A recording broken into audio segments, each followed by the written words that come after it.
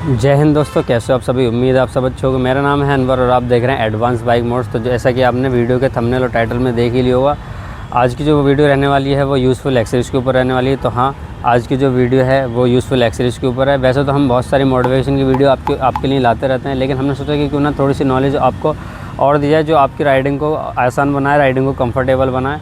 तो आज मैं आपको बताने हूँ top 10 useful accessory for every bike rider, जो आपके लिए मस्ट हैव है, आपके पास होनी ही चाहिए। और अगर आपके पास नहीं है तो एटलीस्ट कम से कम आपको उनकी इन्फॉर्मेशन नॉलेज होनी चाहिए, ताकि आप जब राइडिंग करें या आपको कोई ऐसा सिचुएशन हो तो आपको ये चीज़ पता हो।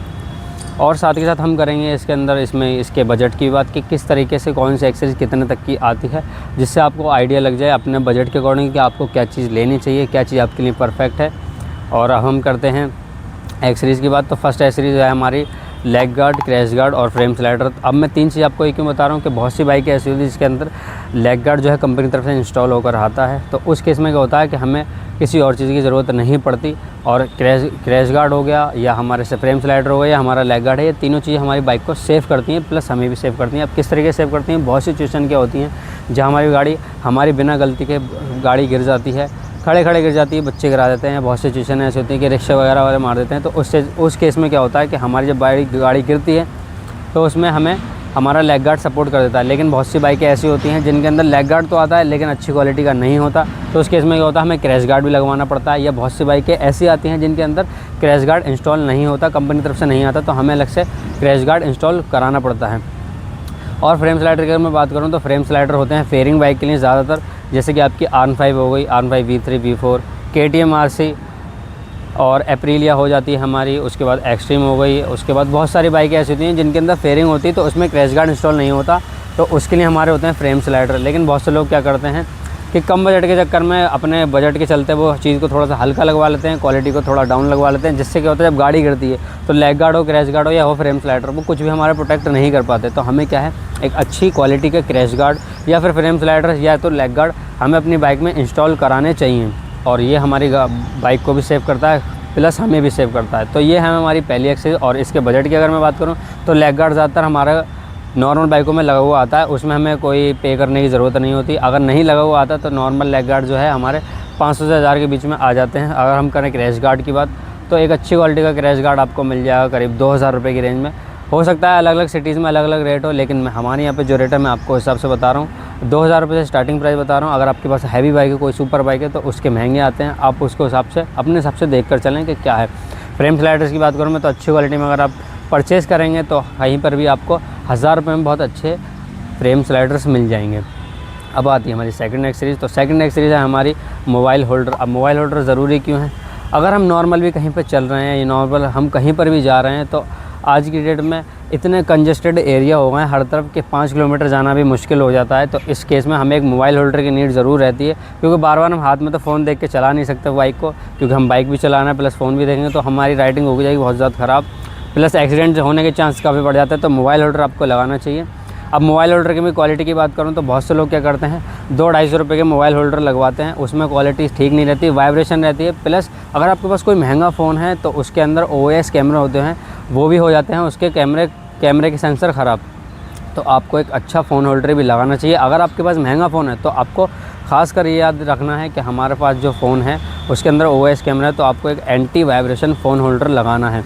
अगर मैं इसकी बजट की बात करूं तो आपको अगर एंटी वाइब्रेशन वाला आपको फ़ोन होल्डर चाहिए तो 1000 रुपये के बीच में आपको मिल जाता है। और भी ब्रांड आते हैं जो अच्छी क्वालिटी में प्रोवाइड करते हैं, तो वो और कॉस्टली हो सकते हैं, वो आप देख सकते हैं कि किस तरीके से आपका बजट अलाउ करता है। और अगर आपका बजट अलाउ नहीं करता तो 300, 400, 500 रुपये में बहुत सारे अच्छे होल्डर्स मिल जाएंगे। और फिर अब आती है हमारी थर्ड एक्सेसरीज़। तो थर्ड एक्सेसरीज़ है हमारे पास USB पोर्ट, या आप चार्जिंग पॉइंट भी कह सकते हैं। अगर हमारे पास मोबाइल होल्डर है तो फिर जाहिर सी बात है कि हम मोबाइल उसमें लगाएंगे ही, और जाहिर सी बात है फिर हमें फ़ोन चार्जिंग की भी ज़रूरत करनी पड़ेगी। और बहुत सी सिचुएशन ऐसी होती है कि हमें कहीं दूर ट्रैवल करना पड़ जाता है, तो दूर ट्रैवल के अंदर में क्या होता है, हमें चार्जिंग की नीड होती ही होती है। तो मोबाइल होल्डर से भी ज़्यादा ज़रूरी चीज़ है हमारा एक USB चार्जिंग पॉइंट, क्योंकि अगर हमारे पास मोबाइल में बैटरी है, मोबाइल चार्ज है, तब हम कहीं पर जा सकते हैं, किसी को कॉल कर सकते हैं, कुछ भी कर सकते हैं। तो मोबाइल से ही सारे काम होने वाले हैं आज, तो मोबाइल से ही सारे काम होंगे। तो उस केस में हमें एक अच्छे USB चार्जिंग पॉइंट की ज़रूरत होती है। अगर मैं इसके बजट की बात करूं तो बजट के हिसाब से आप जिस मर्ज़ी कंपनी का लेना, बहुत अच्छे ब्रांड भी आते हैं, लेकिन अगर आपको फिर भी अच्छी क्वालिटी का लेना है तो आफ्टर मार्केट आपको किसी भी मार्केट से या आप ऑनलाइन भी परचेज़ करेंगे तो आपको 300 से 500 की रेंज में एक अच्छा चार्जिंग पॉइंट, यूएसबी पॉइंट मिल जाएगा।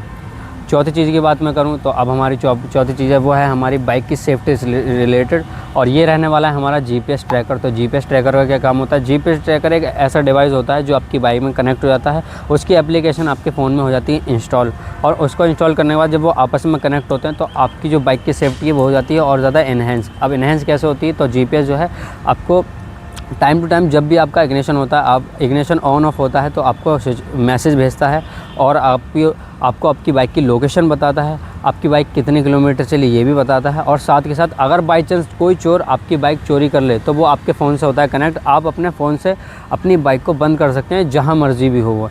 यानी कि अगर हम ये वीडियो देख रहे हैं इंडिया में तो ऑल ओवर इंडिया में जो है आपकी बाइक कहीं पर भी चली जाए, चोरी हो जाए, आप जीपीएस से अपने फ़ोन से ऑफ़ करेंगे तो बाइक जो तुरंत है आपकी ऑफ़ हो जाएगी, उसके बाद वो स्टार्ट नहीं होगी।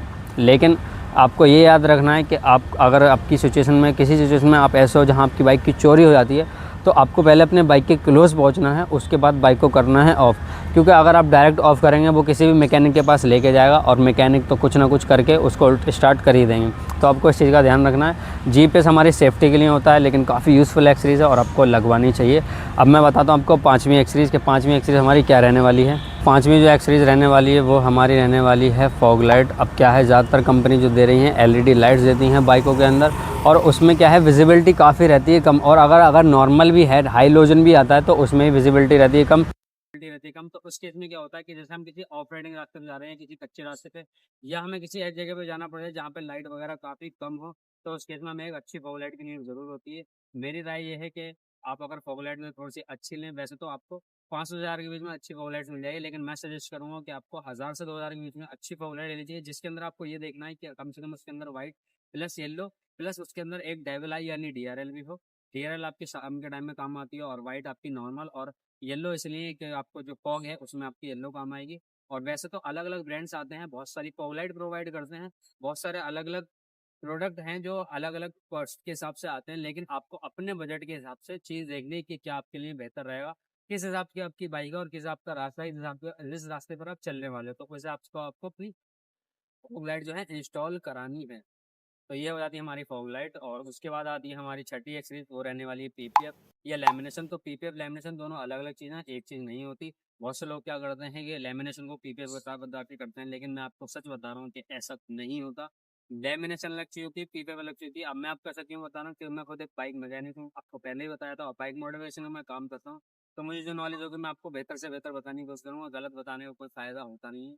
तो लेमिनेशन जो होती है हमारी नॉर्मल रहती है, और पीपीएफ हमारी होती है अच्छी क्वालिटी की। पीपीएफ की जो है लाइफ भी ज़्यादा होती है और उसके अंदर होते हैं माइक्रोन भी ज़्यादा, तो उससे क्या है आपकी पेंट की प्रोटेक्शन, आपकी बाइक की जो लाइफ है वो और एनहेंस हो जाती है। अगर आप लेमिनेशन कराते हो तो लेमिनेशन में भी नुकसान नहीं है, लेकिन लेमिनेशन की एक लिमिट होती है, लाइफ होती है, और पीपीएफ की जो लाइफ होती है वो थोड़ी ज़्यादा रहती है।